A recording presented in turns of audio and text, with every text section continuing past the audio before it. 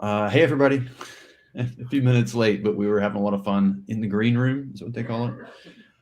Thank you for joining us at AAE Live. I've got Nick with me. Kathleen's out. Kelsey Shannon is here. Yeah, Kathleen's running some errands. We all have to run errands from time to time, especially if they're urgent ones. And Kelsey Shannon, thanks for joining us. And last but certainly not least, the illustrious David Williams. Thank you for joining us. Thank you for Black Guns. Yes. Of course it's David Williams. Looking good, dude. Looking real good. What's on your table? We were talking about that earlier. It's some junk thing, The scale of it is amazing. Just some stuff.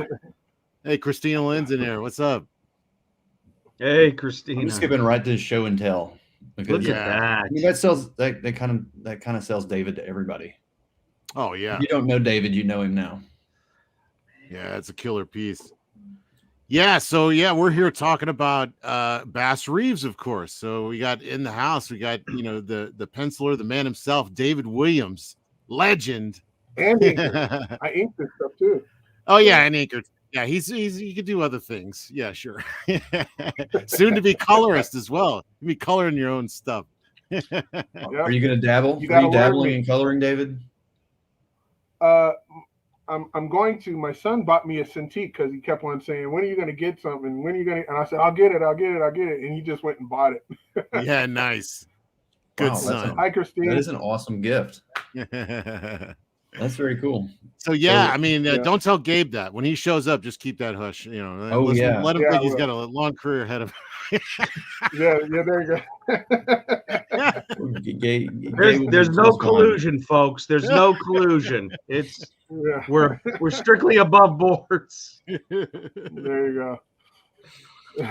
So David, for anybody that does not know, David illustrates Bass Reeves, pencils and inks.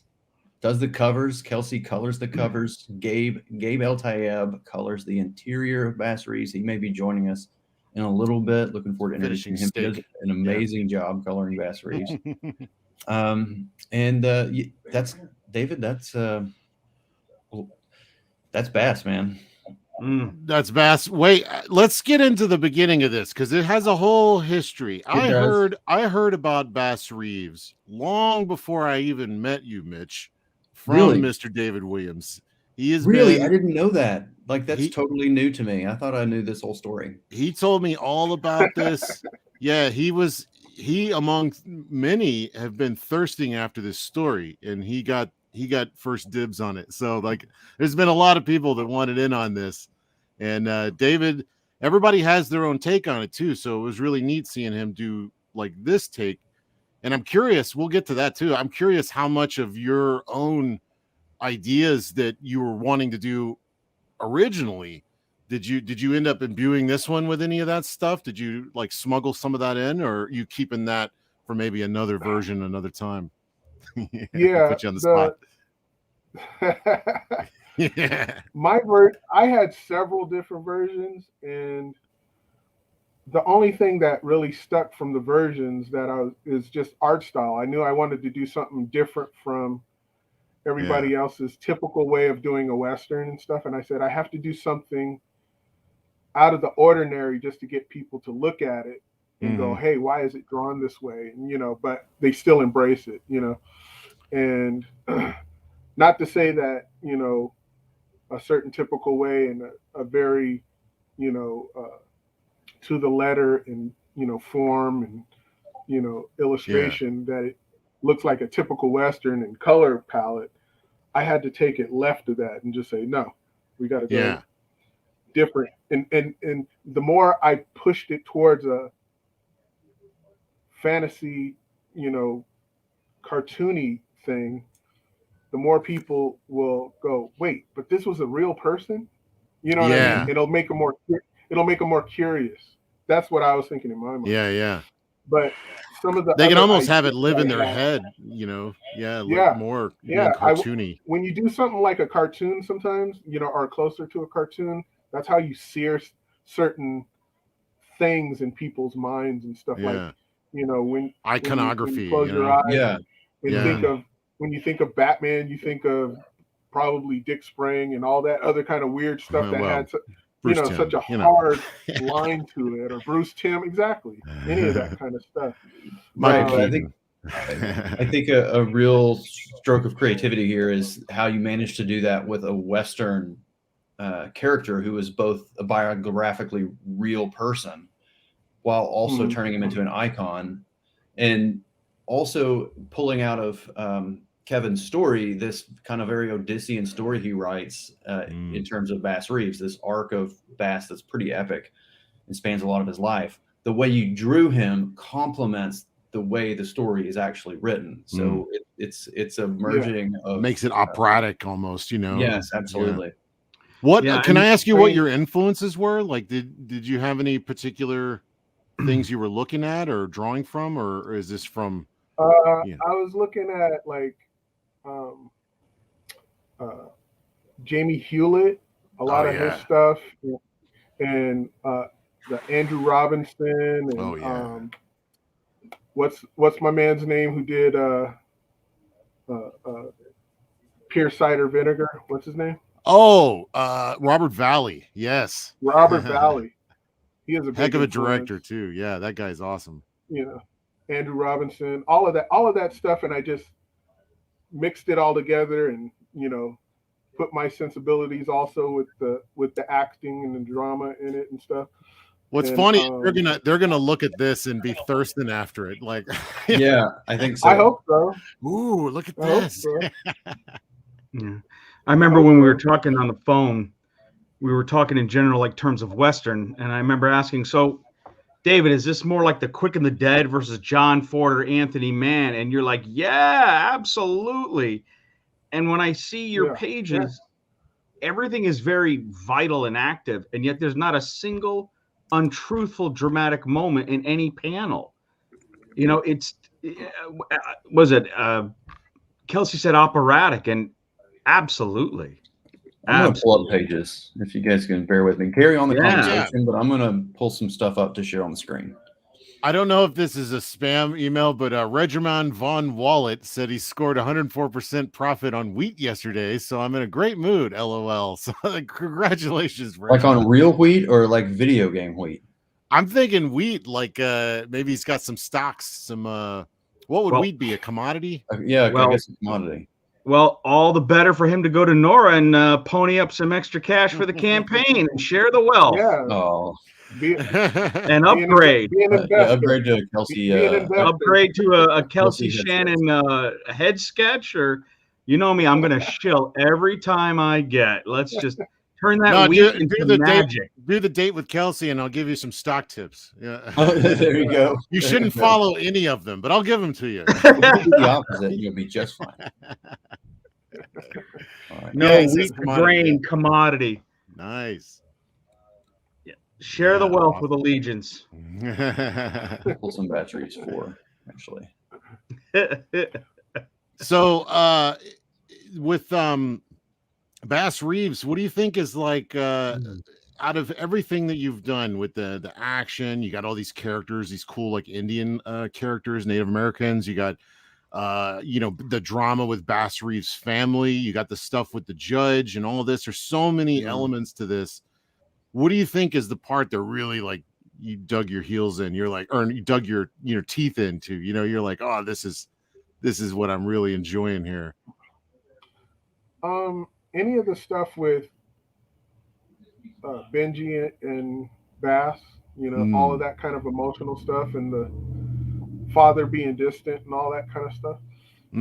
That was just real touching, and it was a necessary story to tell of a father who wants desperately to be, in his son's life, but he also has other responsibilities and the struggle that he has, and then his son goes astray, and and he's bound by duty just to do right, no matter who it is that's running, awry of the law.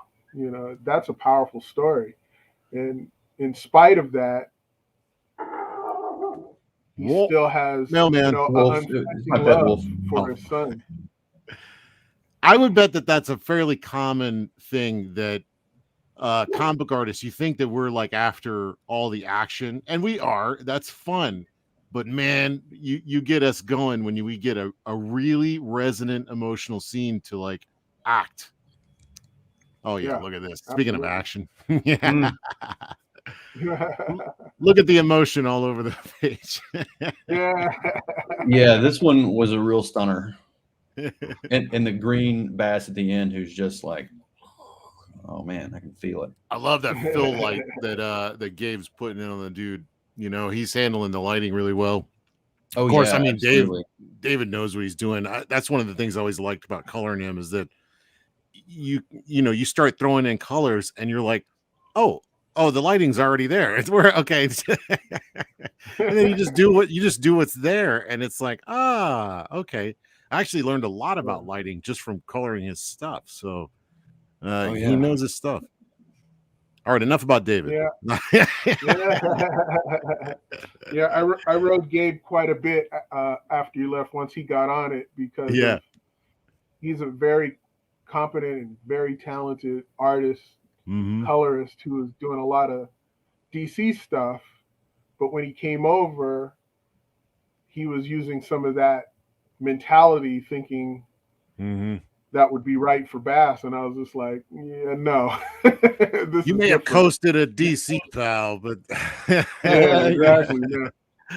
Not under David Williams. No, this is Bass Reeves territory.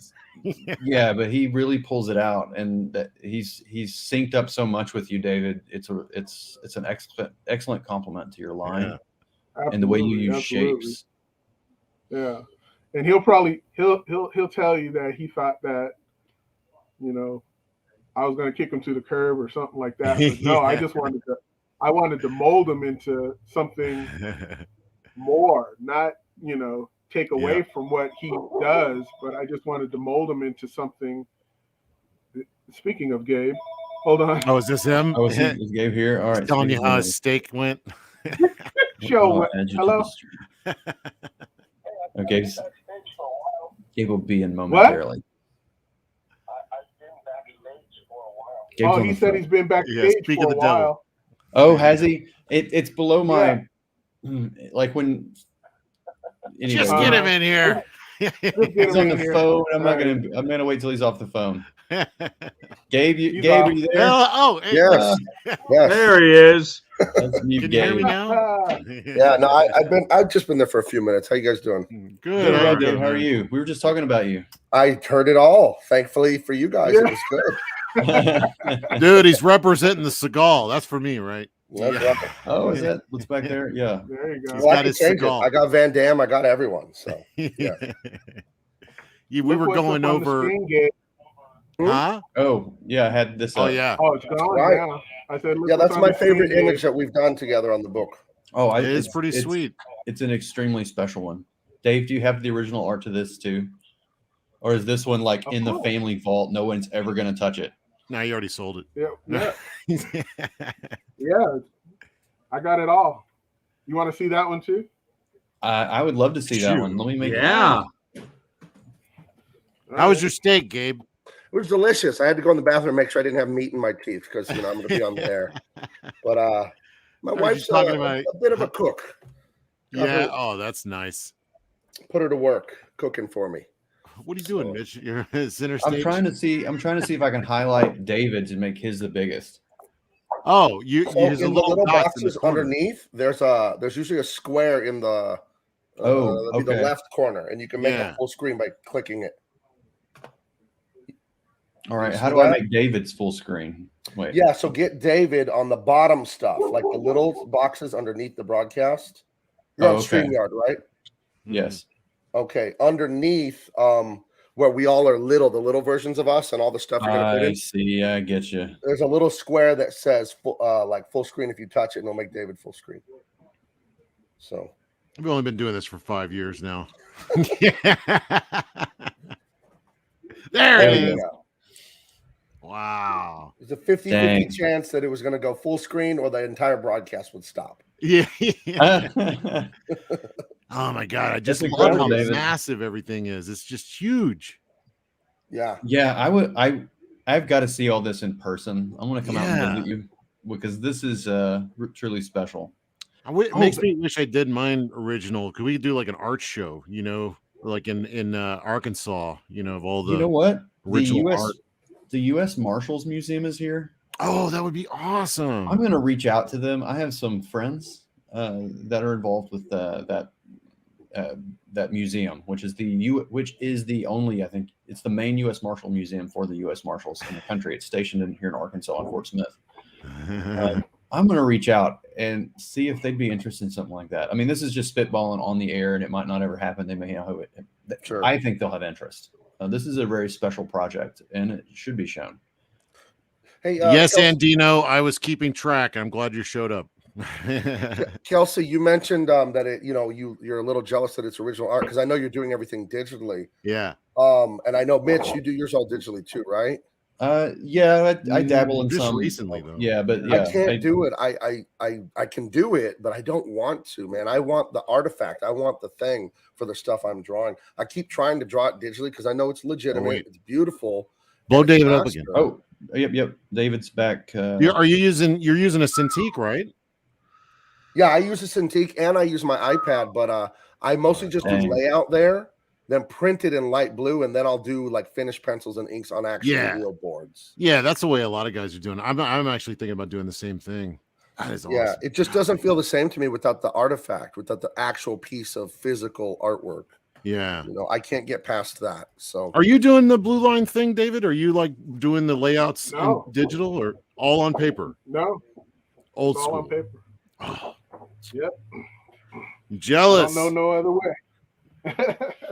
I almost don't want to show you anything else. Just keep going that way.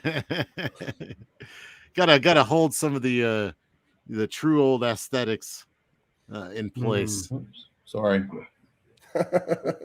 Still figuring this out. My favorite double page. Oh, we got another one. Yeah, we're giving Mitch some practice here. There's lots of buttons here. I love all the double pagers you're doing here. Oh yeah, this is great. Great. There it is. The scene where he shows I'm going to shoot the gun. I love this scene. Fantastic.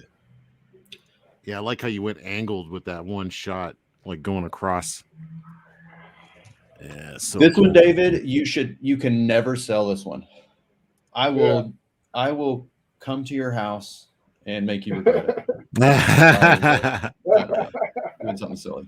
I'll come do your dishes for you. I'll just, what do you need? I'll mow your lawn for it. What do you? No, never sell that one, David. Never ever sell that one. As a manservant. I would gladly do it humbly and with joy. I'm a servant. I mean, you gotta have. That was the thing about Bass is because it's not really about rooting, shooting, and all this other kind of crazy stuff. To where you got to extend some double page spreads to show mass and scale, and also just a little bit of energy where it tricks you into thinking that you're getting more action than what actually is happening in real life. So I was like, hey, Mitch, some of Kevin. I get it. Yeah. Do you want to share my screen? Because I have the colors for that too, for what he just showed. Yeah, definitely. Okay, let's see. All right, don't close us down. There we go. There we are. Yeah, I got some colored pages here from it. But that's how we ended up on that one. Yeah, perfect. Cool. Thank you, Gabe. Fast on the draw. That's what you're saying, David, about it being kind of like it's not an action sequence. It has some action in it because he fires a gun. But yeah. As a whole, but you want to make it feel like it's a Marvel thing where you could have the big giant Kirby things, but you could just kind of push it, and create it works doubly because the emotional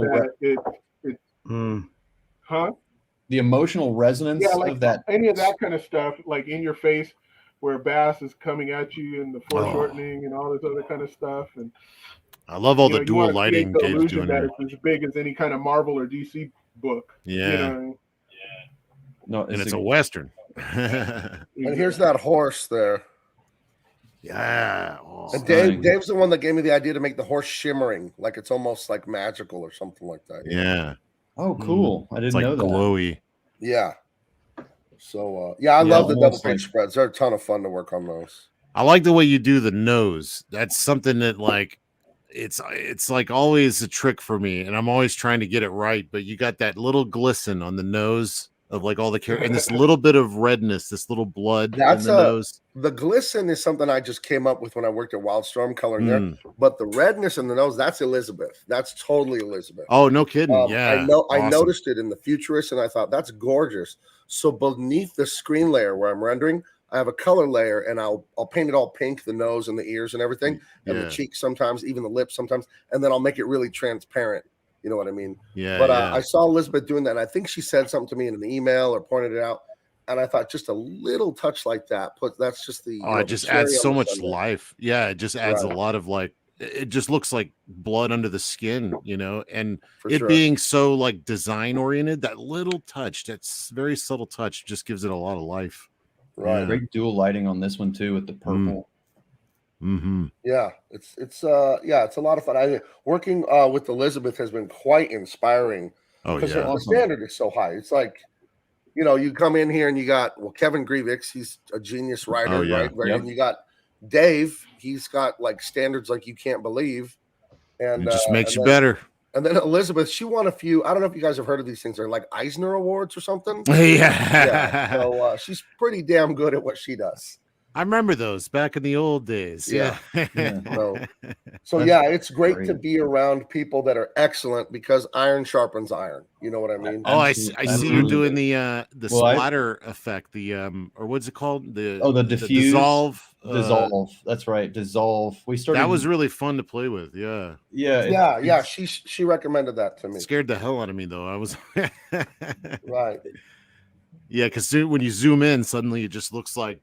It looks noise. It looks a little. It can look wonky on the screen, but it always looks great on paper. And it's a great way to get rid of when you're doing painting over line art. Sometimes it helps just soften it a little, so it's not too hard. Now that's a big Indian right there. Look at this guy. Ridiculous. Look at that fist in the foreground, and then the swing over the top to clock that guy in the mouth.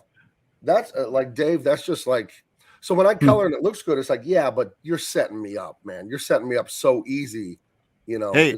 We were talking about Fist of the North Star. He's doing some Fist of the North Star punching on that guy's stomach, man. Right. Yeah. Oh, I love that effect.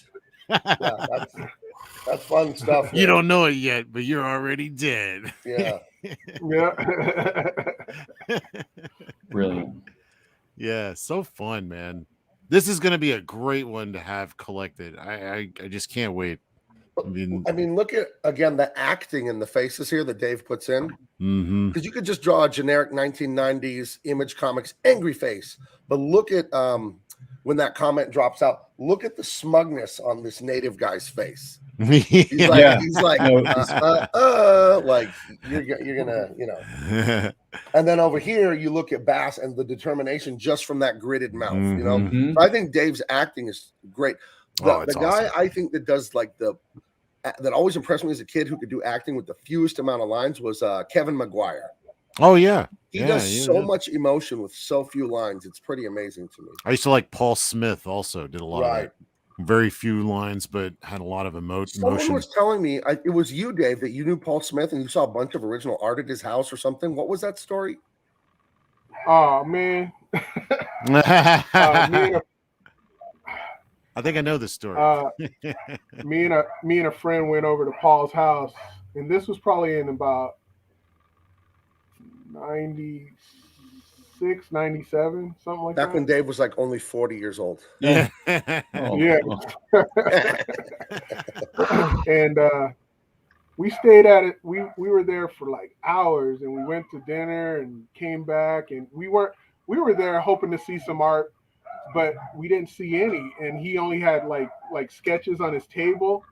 And so we had a good time, but the night was wrapping up, and we leave his house to leave his house, we go through his garage. And I'm skipping a big part of the story because there's kids. I remember that part of the story now. Right. Yeah, so I'm not going to even put that out there. But when we go through the garage, he had like a overhang, and it had like these little doors and stuff, but the doors were off, and nothing but FedEx boxes were in there, right? Like large ones. And on the sides of them, it would say X-Men, Art returns, Doctor right? Strange, Yeah. you know, boxes and boxes. And I'm like, what is this? What is that over there?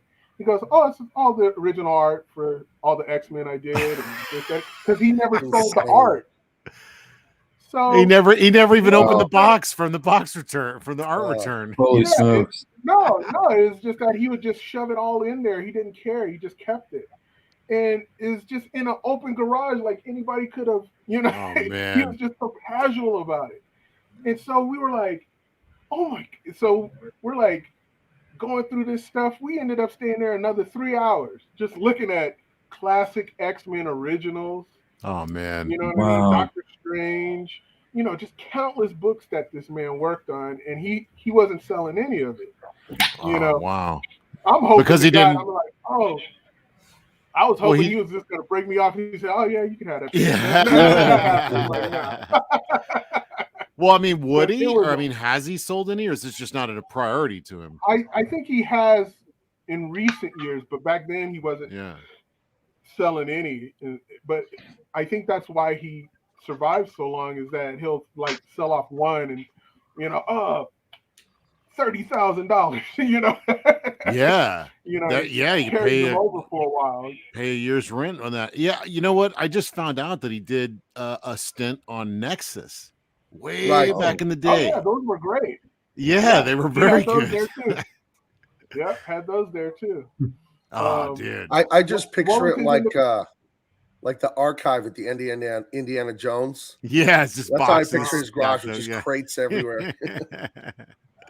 I mean, that's I'll be how right it was. back. It was just so casually all right there, and it was just like, I mean, the deviant in me is saying I'm gonna come back and take all this stuff. But I was just like, no, I can't do that. But you're not alone. Apparently, one of the commentators said, "Yeah, I would have left with a few of those under my shirt." There we go. Yeah, I would have snuck some under my shirt. There you go. I don't believe them. There was no crooks in here, except David. Not that we haven't thought it, but you know. That's what I'm saying. You think it for a minute, and you go, nah. I like Paul too much. And then you become that guy, though. That's the thing. It's like you can't let David Williams in your house. Right. Yeah, exactly. Well, show him your art. Show him your art. It's going to be gone. See his art and leave with some under my shirt. There you go. And then you're that guy, the guy who's not allowed in people's garages. Jim O'Reilly said Ocean's 11 that stuff in the comments. Ah. A heist, a multi-man heist. Yeah, let's all wear tuxedos and go to David's house and steal. You replace it with fakes. Yeah. Oh no. And flood the market. Oh. Yeah. Well, you don't want to crash the price. True enough. Yeah. Speaking of Nexus, I'll tell you the unedited version later. All right, sounds cool. I'd love to hear it. Cool. Yeah, I was thinking of Nexus, and when you mentioned someone mentioned Paul Smith doing Nexus, I always felt like Nexus does not have the cultural acclaim that it should. It's a freaking masterpiece, and I don't know, it should be a pop culture icon. Somebody brought up a really good idea, a good. It's going to be after Kelsey's come out. Yeah, well, I mean, that a large part of that was because of Zach, and because he didn't want any retro in it. And I actually asked Baron, I was like, did you have any retro ideas when you originally had the ideas and stuff? And he's like, no, that was all the dude. And Steve Rude is the dude, by the way, in case anybody didn't know. So when I say the dude, I'm talking about Steve Rude. So the dude added all of that, and it created this awesome juxtaposition between this something that looks silly. It looks like something from, Hanna-Barbera DC cartoons and stuff, which I loved. Yeah, but it was serious, and it was about an assassin. He had real issues. It hurt, when if he didn't achieve his goal. It was all these things that was like real deep and resonant as a character, and to have that in this kind of funny retro environment, it just created a lot like what we were talking about with Bass Reeves, it being cartoony, but being like this this opera, this saga, this not saga. I'm hearing myself in somebody's radio. Who's got their audio up? Let me derail the show right now. Yeah. Somebody's audio is on. No, anyway. Anyway, so yeah, I mean, what were we talking about?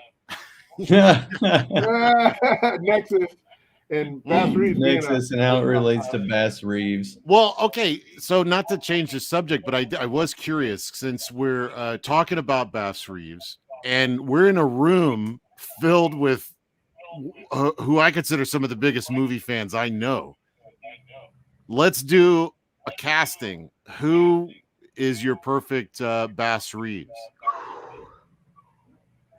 And I'm gonna say I'm gonna make it easy. Not current, all time, any actor. Okay. Wow. Nick, tough one, Nick, right? Everybody's looking at you, Nick. That's No good pressure. because the obvious ones come up, like Idris, Denzel, Idris. Yeah, I know. I mean, I'm the always obvious thinking of ones. like Sidney Poitier. Well, Denzel Who? kind of portrayed him in that Magnificent Seven. Right. remake. a little bit. yeah. That's who he based. Man. That's who he based his look off of. Bass Reeves. You know what? I don't know if I'm going to trespass here. I was disappointed in Delroy Lindo casting because there wasn't enough for him to do in that recent film. I didn't like him at all. He's such a magnetic him at all. personality, and there just wasn't. You know The what? material didn't support him. Otherwise, I would have said him because, especially back in the day, he's a frightening dude, man. I would buy a younger Delroy Lindo, maybe. Yeah. As, if you were to Bass. say, to answer your question, back in the day, definitely Delroy Lindo. Back in the day. I'm real partial to young Larry Fishburne from King of New York back in the day. He was way too young to play Bass then, but he was great. Well, he did play Cowboy he was- Curtis on Pee-wee, so Yeah. is there much of a stretch? I don't think He's so. already there. History says no.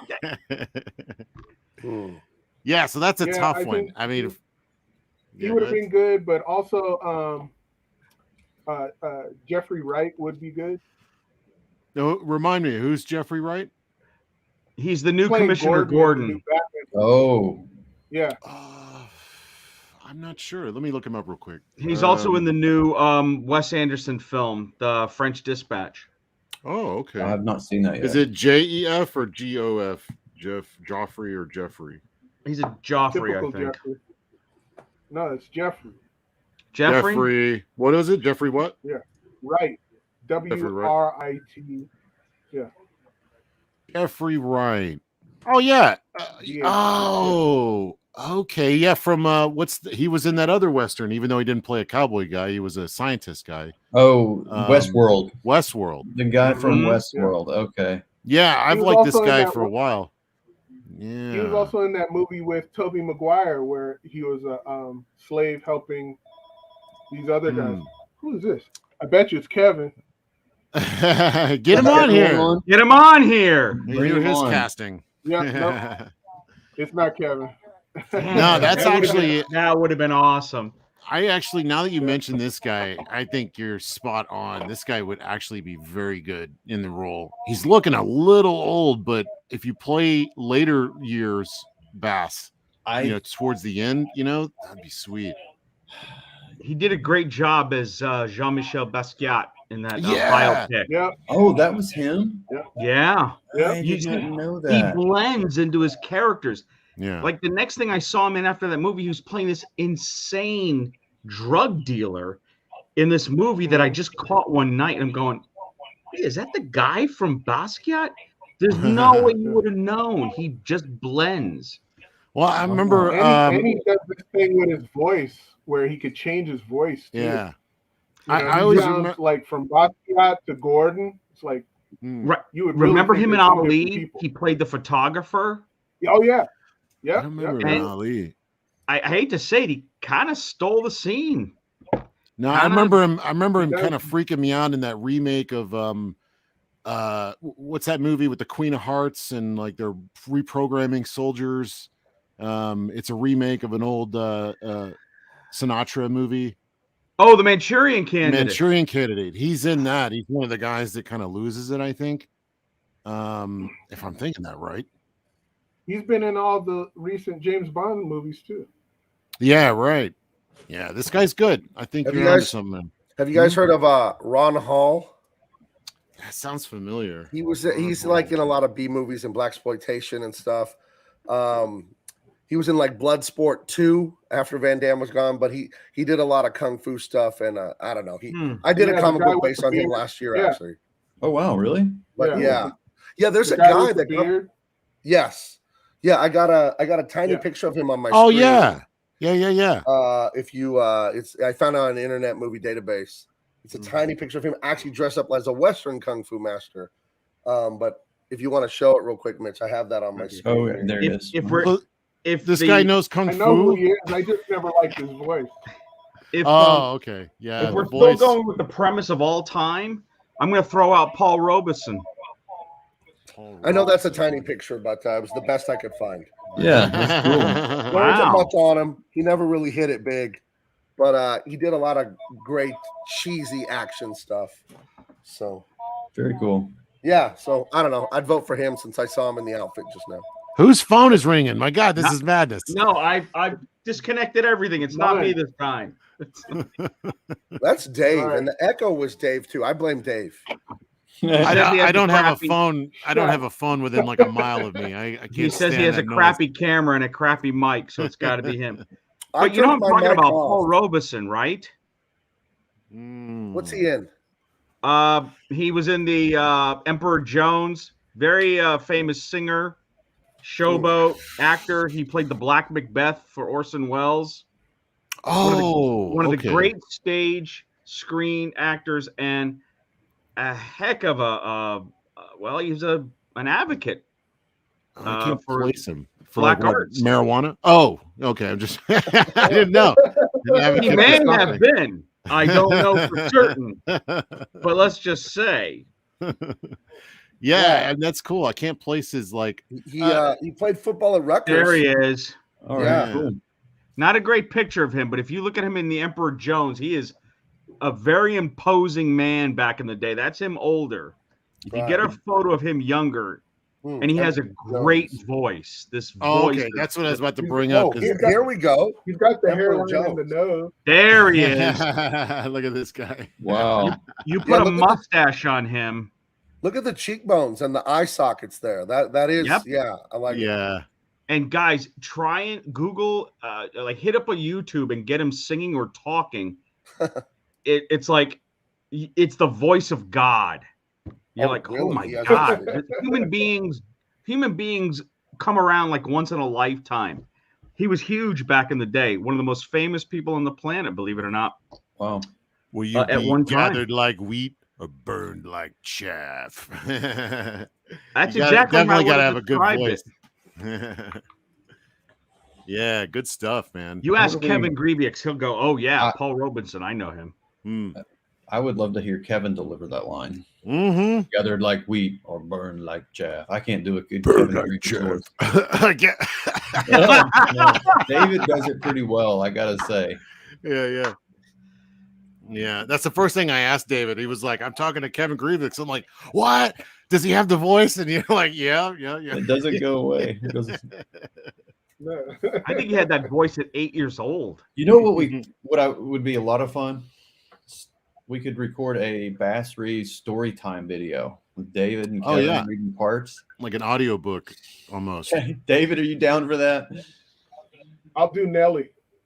You'd be Nelly. Yeah, Nelly. David's son likes to dabble in voice acting, I hear. Maybe he could play Benji. Can I play the big Indian guy? Sure. I'll play him like Sonny. What's his name? Sonny Liston. No. Who am I thinking of? The guy from Predator. Oh my God, Sonny Landham. Yeah. Maybe we should do audio read-throughs with creator commentary at the end. Yeah. That'd be fun. Just spitballing. Yeah, well, I mean, what's his name? Malin does a Christmas read like every Christmas, and it's always fun. He gets everybody to do characters, and he'll do like a Christmas poem or something like that.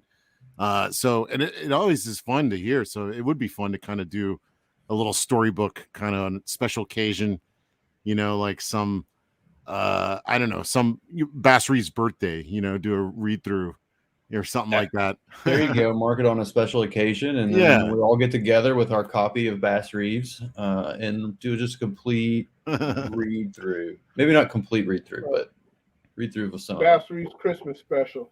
Yeah. Where he brings toys to some boys and girls, but he kills a lot of people along the way. or we could do Bass Reeves 2 Electric Boogaloo. Yeah. There you go. Yeah. Now we're talking. He's transported to 70s blaxploitation movies. Yes, right? Now we're talking sequel territory here. Yeah. So season 2, it's Electric Bass Reeves Boogaloo. Bass Reeves Drumline. Drumline. Him and Yaki have a dance off. No. You got served. We could do all of them. Oh boy. Yeah, this is fun. So wait, just to skip aside from this. Sorry, I don't mean to take this over, Mitch, but I'm gonna guide this. Actually, you're asking wonderful questions, and I'm just running the chat and everything else, and we're having fun. Actually, it's like in addition to the wonderful work that David and Gabe are doing on Bass Reeves, they are doing their own book that they're gearing up for, and you got to sign up for right now. Would you like to tell us a little bit about that, Gabe? Yes, please. You got that ready? I don't have any of that ready, and in fact, I was going to bounce right at 3. Man, I appreciate you setting me up, but I got to get back on Wraith of God pages for. All right, go ahead. I'll sell it for you. Don't worry. So I'm down to like 4 minutes, but I got to bounce in a minute here. I'm sorry, guys. I know. I'm going to just tell you. Early. You want to go ahead and leave? Will you say your goodbyes? Yeah, I guess I might as well now. Now I made it awkward enough by saying that. Yeah, now you just wasted all that time. Thanks, pal. I'm sorry. I went on lunch. I ate my big steak. I exercised, and I got to get back to work. Keep rubbing it in. I appreciate you coming in, dude. It was delicious. Great. I can still taste it a little bit. Yeah, shut up. But thank you for having me. Thank you, chat. And I guess I'll talk to you guys later, okay? All right, thank you for being here, Gabe. All right, bye-bye. So it's all about Bass Reeves. Yeah, that's right. Okay. Well, now the game's gone. Yeah. It's all about Allegiance Arts. That's what we're here about. So there were some other people that were interested. In fact, it turns out that there's Bass Reeves is a choice property that a lot of people wanted to get a little piece of. A lot of different artists really had it in mind, and I'm not going to mention who. I can see Mitch squirming already. Well, it's like it all happened at the same. No, it's all good. But I'm curious, David, if it wasn't you, who do you think? Who else out there would have done like a really? I mean, obviously the influences that you're drawing from, seeing Andrew Robeson do it would be absolutely amazing. But it would be very close to what you're doing already, because it's kind of in that same style. But like, if you could think of anybody else, any time period again, like somebody that you would love to see their take on Bass Reeves. You had any idea who that might be? Like Frank Frazetta doing Bass Reeves. Yeah, I don't know if that would work. Because all those guys are. I mean, I don't think my art, the way I'm doing it, is where people are taking it to that level of seriousness, where I was again trying to aim it towards a little bit more where people could wrap their heads around it. There's those types of artists out there where, for lack of a better word, normies, they'll look at their art and it's beyond them because it's so good. They forget that there's a person behind it. It's hard to accessible. This stuff by hand, even the same way I do it. And I don't want to say I'm talking down to anybody with my art, but I'm speaking to an aspect that they could wrap their heads around. That's why so many people like animation and cartoons and all this other kind of stuff. But once you start getting into that realm of people who could draw, say like Frazetta or Travis Charest and all that kind of stuff, their eyes, they're like, whoa, Yeah. I'll tell you somebody I'd like to see. Never mind your normie out there. They're on their own. No, I'm saying what I would like to see. I actually would love to see like Mignola, like mid-90s Mignola, do a real high contrast, real eye-product, Sure. Yeah. That might be interesting. No, it would all be in shadow. Yeah. You never get to see his boots. No, never. That jingle, jingle, jingle. Yeah, and there would be maybe one wagon. It would be cool. It would have lots of skeletons in it for some reason. Yeah, a lot of. Eric Canetti would be that'd be fantastic. interesting. He'd be great. Yeah, I love his work. But someone in that kind of mindset that could push, your sensibilities of, realism and stuff like that. It would have done Darwin Cook would have done a really fun job. Oh yeah, absolutely. He would have been really good with the story as well. He's a hell of a storyteller, that guy. R.I.P. Yeah. I hated that guy. I'm just kidding. No, it was his talent, man. He was so freaking good. And I didn't recognize it till it was way too late. But that's yeah, me too. I was in the same boat. Yeah. Yeah, let's keep it real here. Yeah, so that's fun. I mean, it's just great to have this stamp on it. And honestly, it's going to be a long time before I'm able to kind of accept a different style on Bass Reeves. You know what I mean? I think you've really left your mark on it. Absolutely. Yeah, exactly what you wanted to do. And I think you succeeded. And a lot of David and I had several conversations around this before he ever started, and he would say this vision, and it's like he spoke it into being in a lot of ways, because it did manifest just as you like described or pitched the art style, and we're like, man, that sounds awesome. Like, please give us that. Yeah, keep it up, kid. You got some chops. You might make it in this business. You might make it. I might get a job at DC. Yeah. It gets you to do a new the new crossover event between whoever. So David, was there any DC would never let me do something like this over there. That's why I love the idea that Mitch was so open to it. I was just like, it's gonna happen. Open to it. It was really funny because he independently, I've never told him about us talking about it. And he was like, I got this great idea, Bass Reeves. And I'm like, who loves Bass Reeves? I don't even know if we had the conversation. You were already talking to David, I think. I was already talking to David before we started talking. And I had called David up originally, and I said, hey, David, I got this thing, and like these people might be involved, and like it's gonna be cool. And here's the list of the properties that we were thinking about doing. And I Futurists, North Saga, maybe a couple others that we had laying around. Maybe even the Saints was one of them or whatever. And then I said Bass Reeves, and he just like, stop. Yeah. Right there. And we're like, oh, okay. Yeah, that's yours. All right. You got it, but you got it. To me, that just is like meant to be, because of how everything fell into place, and all these individuals wanted to really, do justice to this, and the environment for it to flourish, didn't exist until you started all this. And, with the industry going like it is, and the run to independent and crowdfunding and just all this stuff, it's amazing that fostered, one of the great tales of American heroism, and one of our great icons that, it's just fun. It's so cool how that just kind of happened. I mean, not happened. It was all like put into place, it's like it did seem surreal as it was happening, falling into place for sure. But now that we're like racing to the finish line on Bass Reeves and other projects for season ones, it's like, it all seems like it was meant to be. Yeah. Like it was like this story needed to be told, and it needed to be told in this way. And Kevin and David were the right people for it. And I don't know, man. It's just like we captured a moment in time, and it just had to be.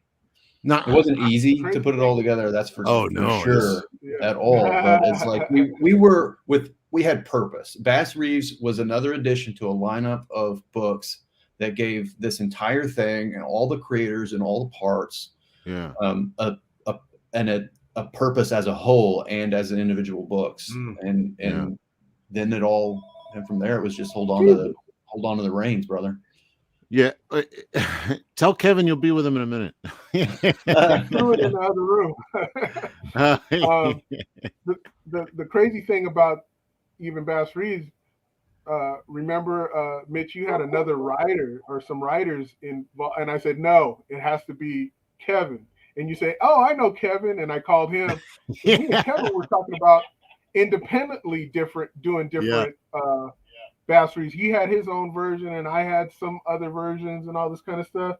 And we were talking about it for like over a year before. And I said, no, this is fate. You know, hey, Kevin. And you said you knew him because he did something for you, you know, before, I think at Marvel or whatever. Mm-hmm, I said, no, it has to be Kevin, you know. And you said, yeah, and it worked out perfectly. Yeah, it did. Yeah, it's just, I mean, it was, I mean, I know this story had to be told. This is Bass's story, the actual story. I personally, and I'm curious what David thinks about this. I think I've already talked to Mitch about this. And Nick, I'm curious what you think, but I would love to see an episodic series, either in TV, comic, or animated form, where it's less about his actual heartbreaking history and more about just the good guy tracking down the bad guy. Good old guy adventures. Stuff, serial. Yeah. With Bass Reeves as the hero. He has 3,000 adventures, so yeah, sure. Yeah. I mean, I could see it right now, and you could even really go have fun with it. Like if it wasn't so realistic, you could even do some Scooby-Doo kind of stuff where you think there's like ghosts in the canyon, and it turns out it's like old Bill, you know, so and so, and you know, he's got the sheets on, he's acting like ghosts fighting in the farmers and whatnot. Or you could have, you could go simple. Yeah. You could go like simple and silly, or you could go like really intense and crazy. Yeah. Bass Reeves, I'm getting out of here. I gotta say, right? I mean, that's good stuff. I mean, I'm with you. My head's been in a similar place recently. I've dabbled in that, on that line of thought a little bit too, like something that was just Bass Reeves' adventures, right? Yeah. Essentially, that was more about like not the specific bad guys he brought in, and he did tangle with some really notorious Western foes, and maybe they could be background characters in this. But maybe you could even have him cross paths with legendary figures. Cross paths. Yes, you know, your Billy the Kids, your whatnot. Maybe the Earps were around then. Earps, Earps, the Clanton gang, all that. Yeah, it was just another gang that was really famous. The younger gang, Arkansas. Yeah. So not only is it like a love letter to like Bass Reeves, but it's a love letter to the Western in general, you know, and our legacy. You could have him cross over with the Lone Ranger. Yeah, that would be interesting. Wait, just in case people don't know, and I've heard there's a lot of speculation on this. Well, no. We had this discussion a long time ago that the rumor is that the Lone Ranger was based on Bass Reeves, but is that entirely true, or do you know that story, David? I've heard the story, and I'm not saying it is or isn't, but there are similarities where people come to that conclusion. But the author or some of the authors said there's no truth to it, but for some people it's hard to believe because of so many commonalities. Right. Maybe there's threads of it. The Indian sidekick and Bass having a white horse and Bass giving out silver trinkets to kids and all this other kind of wearing stuff. A disguise. Disguise and all the. I mean, come on. So all of those things that are in the Lone Ranger mythos. We're not saying it's an influence. But I love the idea of taking, like what you're saying, is taking this mythical character who was, you know, maybe inspired by this character and having him meet the real guy, you know, but as, you know, actual characters and not, you know, that would be really interesting. You could have him meet Zorro. You could have him do a whole bunch of things like that. Just to, if you're taking it out of, you know, out of the story, the true story, and then moving it into the fun, fantastic. You know? And as Bass gets older, he can meet like Tom Mix. Yeah, who's that? Tom Mix, the Stevie famous Nicks' brother?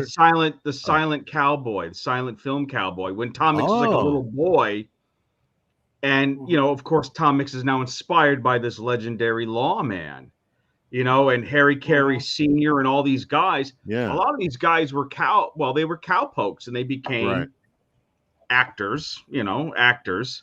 When did Bass die? Do you know? Yeah, Wyatt Earp was on the set for a lot of early westerns. What if we did like? Did he die like in 1908 or something like that? Bass, something like that. Bass. Yeah. No, so they were Bass making was like westerns. 1909. So he, you know, it's easy that these guys, as young boys, young men, maybe in their teens, would have met someone like this and been inspired. You know, Jim O'Reilly says the Lone Reeves. I think the Bass Ranger. To answer your question, I think it'd be great. To answer your question, I think it would be great if this was an animated series. Oh yeah. Or he's gone. I'm here. Okay. Nick is there. As soon as he can't see me, I'm like, I know I have separation anxiety. Wait, here's my emotional support coffee. No, I'm okay now. Yeah, I think an animated series as an episodic would be, I think, a little more interesting. I think because I came into knowing about Bass Reeves through our comic, it's been hard for me to really enjoy the live action. And I think the style of it, the pacing of the book, lends itself to the mythos of the Western. And I love the drama of it. And I think it would be, for me, be more satisfying than, to be honest, a live action. Well, David sent me this this video series. It was a Disney one with the guy that played the prisoner, James McGowan. He was no way. What was that show, David? You remember he was like the owl or something? What was that show? He was like Patrick McGowan, not James. Yeah, McGowan. Patrick McGowan. Well, yeah, he played like Oh, you mean Scarecrow? Scarecrow, yeah. Yeah, that when you see that, you can find Disney Scarecrow. Have you ever seen Disney Scarecrow? No, yes, I did years ago. Okay. Yeah, good. Yes, it was a freaky movie when I was a little kid. It was on like Disney Presents on a Sunday night. I'm really little, and I remember being so scared. And I was into like crazy crap when I was a kid, but this, for some reason, it was the masks. Freaked me out. They're spooky, and it's a shadowy show. Like it's real dark. Oh my god! I haven't thought about that in years. Hard to believe it was a Disney show. Yeah. Well, it just made me think when you're talking about how would you do it in live action. I was like, I don't know. That was a pretty good show. You could do something like that, where it's like, or Wild Wild West. You know how? No, there you go. I mean, you have to update it, but the feel of it, where it's like it feels modern, but it's still a Western. I think that would be a great way to like pull off a Bass Reeves live action. That made me mad about the Wild Wild West remake. I'm like, why didn't Will Smith do that? He had all that power. He could have did Bass Reeves back then. Right. Yeah. What's funny is like I was all mad. Not that they were making Jim West a black man, but just because they made Jim West a black man, I'm like, Jim West is Jim West, you know. And then I was like, did they even have cowboys in? Somebody should have said yes. Bass Reeves was there, you know. But I mean, that's just not common knowledge out here. It should be like taught in schools, this kind of stuff. So I think it will be. Yeah. Bass Reeves should be in every school. Yeah. Oh man, yeah, it should be actually. Get these collected editions into the school. Yeah, I would love to do that. I think this is an important work, and I think kids should read it. Actually, it's entertaining, it's engaging, it's informative, it's inspiring.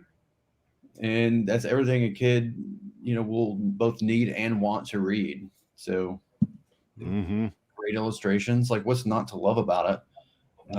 I think a lot of teachers actually will. I think once teachers start hearing about it, I think they'll get really into it. I think all these books are accessible because they're clean. They're good characters dealing with real emotions and handling them like human beings, not like some how fake whatever a lot of these comics are. I mean, there's actual genuine emotions and issues that they're struggling with, not only action and intrigue and mystery and et cetera, et cetera, et cetera. It's a really thorough, good reading experience, all these books. So I could see, I could totally see them working in library. Huh? I said nothing gratuitous in it. Yeah. Just story. Except your delicious art. Yeah. Yeah. So get on that. Well, all right, man. Is there we're getting up on an hour here. We've been running for like an hour, but it's flown by. So we'll give a plug to Nora's Saga out there right now. I don't have it pulled up. Where are we at? Let me give you the numbers. Ho! Yeah, we'll pimp all our books here. $47,611 US with 676 backers. All right. We do have something cool coming. Them numbers for Norris Saga. So I don't like to. This is a tease. Don't tease it. Yes. No. We got something. We do have a cool announcement coming. So very cool. We can't wait to talk about it. It's not quite there yet, but I know everybody in here has probably already got them, but you could still, if you're interested in Bass Reeves, you could still get the first 3 issues, right? It's still on the shelves. Yeah, they're in Walmart, walmart.com, and they're available on our website in digital editions, in Amazon Kindle as well. You get the first 3 of 4 of Bass in digital. Yeah, and I think we've made this announcement, and we've talked about this before. We are going to run a Bass Reeves campaign. David is sitting there with the cover art right now on his desktop. Heck yeah! So that's the wraparound cover for Bass Reeves. I'm going to get working on that tomorrow. Kelsey is going to color it. Yeah, and we got a verbal commitment for coloring it tomorrow, so the audience is accountable. Well, yeah, we want to get it done soon. Yeah, I want to see this done. Can't let it sit too long. I don't want to. I have a really cool thing on my drafting table and Elizabeth's drafting table. There's lots of cool stuff going on outside of this broadcast. On across all the books right now. So it's actually a really exciting and busy time. Yeah, for Allegiance Arts and everybody involved. Christina Lynn says, "Hooray for Nora! Yay, Team Nora! Hooray for Nora!" And quickly, in case people hadn't read the mailer, this Friday, because of the popularity of the Saints graphic novel and the Red Rooster Golden Age, we're going to have to pull them this Friday because we're basically selling out. They're sold out. They're sold out. I mean, they are sold out. Yeah, so we're actually having to pull. I didn't think we'd actually have to do this for the North Saga campaign. Yeah. We're having to pull the Saints books off, and we're going to pull the Red Rooster books off. They're both to make sure we can fulfill for everybody. But if you want the Saints, it just got uploaded to our website in digital form. Yes, and Kindle. Thank you, Nick. Thank you, Nick. I almost forgot about that. The Saints is in digital. You know me, man. Just keep that. No, I'm glad you're on top of it. Yeah, go check them out. Kathleen put them together as single episodes and released them on our website, and then they'll soon be up on. Are they up on Kindle yet? Yeah, everything's live. Everything's live on Kindle, so you can go check out a digital version of the Saints. And hey, real quick, Tack Loves Art says, "Hell, guys, hell." Christina Lynn says, "Earlier I was thinking the Bass drawing looked like a wraparound cover. It is. You are right. Ooh. It is indeed." Yeah. For people who don't know, Christina Lynn is our proofreader, and she keeps us in line. And Jim O'Reilly says, "Awesome pages. Love seeing the art. Thanks for sharing." Thanks, Jim. Thank you, Jim. Thanks for joining us, Jim and Christina and Ragamond and everybody else that participated in the chat. Dino, glad you made it. David, where can people find more of your work? How about that? Let's send them to your spots. Yes. All my work is at Allegiance Arts Oh, yeah. No, you got an Instagram. Yeah. Only You you could go to my Instagram on and look Instagram. for DWAM's Arts, or D-Wam's go art. to That's it. and go to Deviant Art and look for Brohawk, and those two places. And Bro, that's how where a we lot of my met. Was artwork on, is. On isn't that how DeviantArt? we And, met, David? On DeviantArt. I your remember name, you, bro. you were Yeah, Brohawk to me. Yeah, I Brohawk, think that's yeah. where we met. I Yeah, love it. Brohawk. Yeah. Yeah, he's got the Brohawk again. He's rocking it again. He shaved it off, and now Are it's you coming really? back. It's coming back. Really? Where? What's Show. under that You gonna give us toboggan? a peek? It's too cold. Nope. Fair enough. You guys All aren't right, ready for well, that glory. So. Yeah. Everybody go. You're right. follow- You're right. I don't know if I can handle it. Whatever's going up in there, I don't think I can handle it. Kelsey, you got any? What do you got coming out this week? Anything cool on your channel? Gosh, I've honestly I've cooled it on videos a little bit just so that I Yeah. can get. You're busy. You're busy, I man. got a lot going on. I'm trying to get the Nexus under wraps. I got this other project that I was trying to do really quickly, just so there's something out there while people are waiting, because there's still like another month of funding for Nora.